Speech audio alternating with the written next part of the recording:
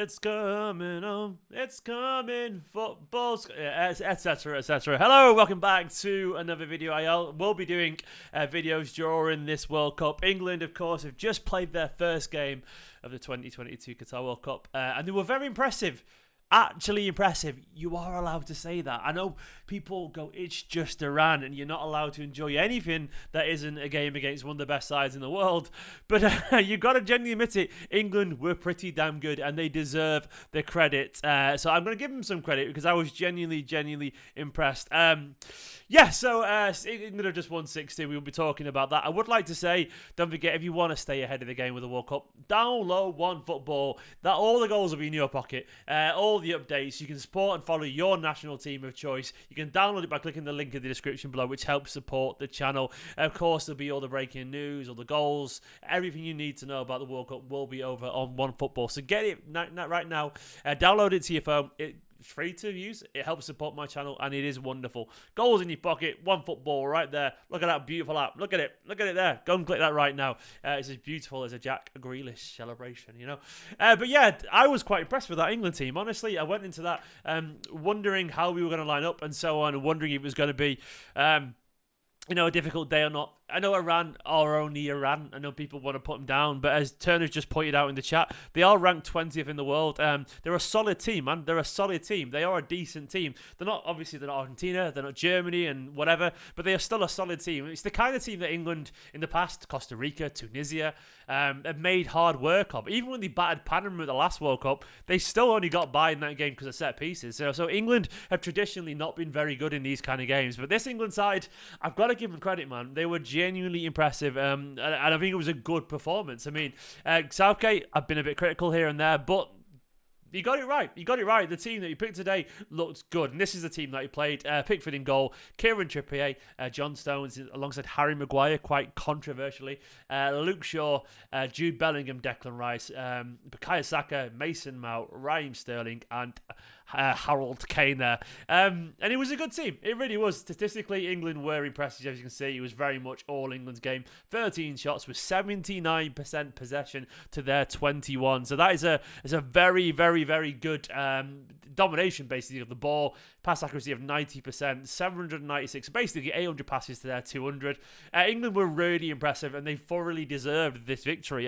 What I really liked about England today was the versatility, the creativity, and the final ball as well was excellent. Look, if you're going to win a World Cup, which England probably won't do, let's be honest, but if you're going to, you're going to have clinical players, and you're going to have players playing with confidence, and you're going to have to players who can make a pass and play that final ball. And today, England had all those three, man. Like, the players all look like they could score a goal today. They all look like they wanted to score a goal, and they all look like they could create chances. And that, to me, is really impressive. Of course, we'll go through the timeline a little bit and go through it and talk about what happened. I mean, England were really impressive. By the way, let's talk briefly about Iran's goalkeeper. There's no way he should have played that long. I mean, that was farcical. You know, that man should have been off with concussion, and hopefully he's okay, because it's a stupid way to do it. By the way, Bellingham got the first goal there, of course, with the assist from Luke Shaw. By the way, if you guys enjoy having this window next to me as I'm doing these match reactions, I can do it in the future. I've worked out how to do it a little bit better. So let me know in the comments if this is the kind of thing you want to, it's a good way to keep up to date with it a little bit more, isn't it? But yeah. As the box said there, it was a nice bit of play down the left, and Shaw putting a lovely little cross. It was a lovely cross in Bellingham looping header. And man, once again, still only a teenager playing at the highest level. And he was good. I love Jude Bellingham. I think he's a quality footballer. The kind of footballer who's primed to be an insanely good footballer if he has the right kind of coach to improve midfielders. And guess who could do that? Pep Guardiola, maybe? I don't know. Sign him up. Sign him up, Man City, because Bellingham was really good. And he carried on as well. Bukayo Saka scored a lovely goal. You can say what you want about Harry Maguire, but he's got a big head, man. That man has got a very big noggin, and he knows how to win a header or two. Peel to the back, nods it down for Saka, and Saka's finish, honestly, lovely stuff. A real nice finish into the top corner from the half volley, and of course Sterling not far after. This was beautiful from Kane, by the way. The way that Bellingham drove from midfield, picked out Kane, who then he hasn't got the pace to run past people, but he knew how to get a little bit of space and whipping across. And Sterling, my man Raheem, finished beautifully. A little kind of like flying karate kick. And after that, of course, the game was basically dead. Into the second half, England made a whole bunch of changes, and we got a goal almost immediately. No, that was before the changes, actually. Sorry. Sterling got his assist. Saka, really nice goal, justifying his inclusion over Phil Foden. I've got to admit it, even as a Man City fan, he justified that inclusion. A jinking little run, and he put it in the bottom corner. It was a deflection, but it was probably still going in anyway. And a lovely goal. And to be honest, I was happy for him. The criticism that he got, of course, after the final, missing that penalty, it was abhorrent. It was horrible, unnecessary. No one deserves that level of abuse, especially a young man who's got the weight of the world on his shoulders. Absolutely horrific. And I was really happy for him. Likewise, I was happy for. We'll get on to Taremi in a bit, by the way. He was holding Iran, wasn't he? But likewise, I was happy for Rashford. Like, Rashford came on and got a lovely goal with his first touch. This is the kind of game where Rashford's going to really thrive. He shouldn't be starting for England right now, in my opinion. But Rashford right now, he's confident. He's always been a good dribbler when he's in the right mood. And he's always been a decent finisher when he's in the right mood too. And that pace when he just ran at people and he was so willing to run and kind of cut in and try and make things happen. It was really, really impressive. And he got a lovely little goal. Like, as it said there, matter of seconds on the pitch. Kane got the assist. He just turned it inside.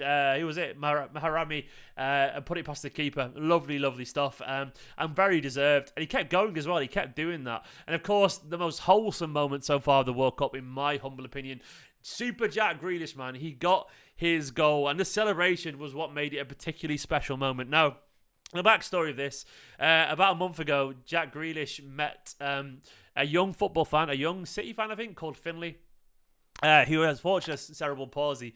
Cerebral palsy? I can't pronounce it, sorry. But unfortunately, he does have that, which affects his footballing ability, so on. But he said in this video that Jack Grealish was his hero, and Jack Grealish also has a sister that suffers from cerebral palsy. So Jack Grealish understands it, understands the condition, and Jack Grealish, of course, is a lovely lad. And he said the next goal that he would score, he'd do the celebration that Finley wanted him to do. Finley asked him to do the worm. Jack went, "Oh, I can't do the worm. I might injure myself." Anything else? So Finley said, "Just do that. Do the little." I think it was like the Daniel Sturridge thing, wasn't it, years ago? But either way, he did it on the World Cup stage with millions of people watching. If you can't admire that, people give Jack Grealish a lot of stick, and I think he ruffled up a lot of feathers with Newcastle fans with the Almiron thing. I think what people don't realise is that Jack Grealish is just a fucking wholesome lad who makes jokes about absolutely everything and means no harm to anyone at any point. So that was a lovely, lovely gesture from a lovely, lovely man. Grealish, you can say what you want about his ability and so on, but every time I hear him talk, every time I hear anyone personally talk about him, and I've met a lot of people who've worked with him up close, they all fucking love him for the same reasons, because he's super friendly, super attentive, and he pays attention and respects everyone that he meets, and that to me is really impressive. I didn't see their goal, by the way. I didn't see the late goal. I'm not sure it was. Stones was giving it away, apparently. I didn't see it. Apparently it was soft. Only because Ruben, my son, pissed on me. Well done, Ruben. He was due a change, and I felt a leaky nappy. I was like, oh, that's being a dad. That is being a dad. But, England, impressive. Really impressive. I mean, once again, going back to the team, look, he got it right. Trippier, it could have been, if you look at the bench there, I'll go to the bench, it could have been that he played Alexander-Arnold. He had Ben White there, obviously. They could have started this game with no Reece James and Kyle Walker on the bench as well. Not quite ready yet. And look at that strength in depth in general, by the way. Henderson, Rashford, Pope, Phillips, Dyer, Connor Cody, Phil Foden, Ben White, Ramsdale, Callum Wilson, Conor Gallagher. It was a strong bench, and the changes that England made, bringing Rashford, Grealish, Foden, Callum Wilson, it just looked impressive. Big credit to Callum Wilson, by the way, a striker playing in a game where it's 5-1 up already. You're through and goal. No one gives a shit if you shoot at this point, but you still squared it to Grealish. That takes fucking bravery. People will go, I saw someone say, he hasn't got the dog in him. Actually, to me, that is that. That is bullish brilliance. If you're willing to make the pass at that point in the game when you could have been selfish, that to me is true bravery. So Callum Wilson gets an awful lot of credit for me for giving that. Man of the match. Oh, Joseph. Who was everyone's man of the match? Let me know in the comments. I think Bellingham got it, didn't he? Bellingham definitely probably deserved it. Saka, maybe. I thought defensively, by the way, England were absolutely fine. Their goal, it was just a good goal from Taremi. It was a really nice goal. I think Trippier, by the way, suits this England side at the moment. And also the fact that England have got just traditional fullbacks. It's international football. I don't think you need inverted midfielders and all that kind of stuff from fullback. You need just overlapping fullbacks, play a little bit simple, control the ball as best you can, but get forward, whip on crosses, and aim for the likes of Sterling and Kane, who make those great runs. And to me, it just works. Trippier deserves it. Trippier's been excellent for Newcastle. He's an excellent fullback, and I think he deserves to be in the team. I honestly, hand on heart, believe that. And Luke Shaw always comes alive for England in these tournaments, so I've got to give him credit to a lovely assist for Bellingham. I thought Rice was fine. Bellingham was really good. I think Mount, obviously, as a City fan, I'm meant to sit here and say he shouldn't be in the team and it should be Foden, but I thought Mount had a decent game, man. Mount does the tidy stuff really well. He knits play together. He doesn't lose the ball. He's calm in possession. He works well. Maybe not as spectacular as Foden can be at times, but I thought Mount had a decent game. I've got to be honest. Kane, by the way, everything but a goal. A couple of assists, I think, was it? Really impressive from Kane. He led the team really well. Maguire was fine. Maguire was fine. I could sit here and try and laugh at Maguire, but it was honestly an impressive performance, and I thought England handled that game really well. You can turn around once again and say, oh, it's only Iran, but look, as I was saying, there's no guarantee always that, you're going to beat anyone. You're going to beat anyone in the World Cup. Never mind, a team ranked 20th in the world. They may just be Iran, but they are still a fucking good, solid team when they want to be, And it worked. John saying, based on calls, seeing late refs taking shirt pulls more seriously in physical contact. Well, is that what happened with Stones? Because what happened to the one on Maguire in the first half where the guy fucking just grabbed him and pulled him down? I don't know. Apparently it was not a pen, but I didn't really see it. But England, look, you look at the England group, obviously you got Wales and you got USA coming up. Looking forward to that game later. I might do a match reaction to that as well, actually. If you guys want me to, let me know. I might just try and do loads of videos during the World Cup. But I was impressed by England. I was. I thought they were good. That was a very good tournament performance, and it was full of ideas. What I was really impressed was with the passing and between the lines. Like Kane and Mount were really willing to receive the ball from Stones and Maguire, and they played these little kind of direct passes through to the forwards. He played it off quickly to the wide men, and he cut out about 4 or 5 of Iran's plays each time, and it was really smart use of the ball. Yes, once again, not the greatest team, but Nigel just said, didn't they win the Asia Cup recently? I don't actually know if that's true or not, but I presume Nigel's not wrong there. Either way, they're a solid team, man. Ranked 20th in the world. All of these teams are in the top 20 in the world in the rankings. So, look, I thought England used the ball really smartly, and that was an encouraging performance. Look, if you can't enjoy that, I'm not the world's biggest England fan. I can't pretend I am, but I get caught up in the tournaments every now and then. You can't enjoy that as an England fan, but what's the point, man?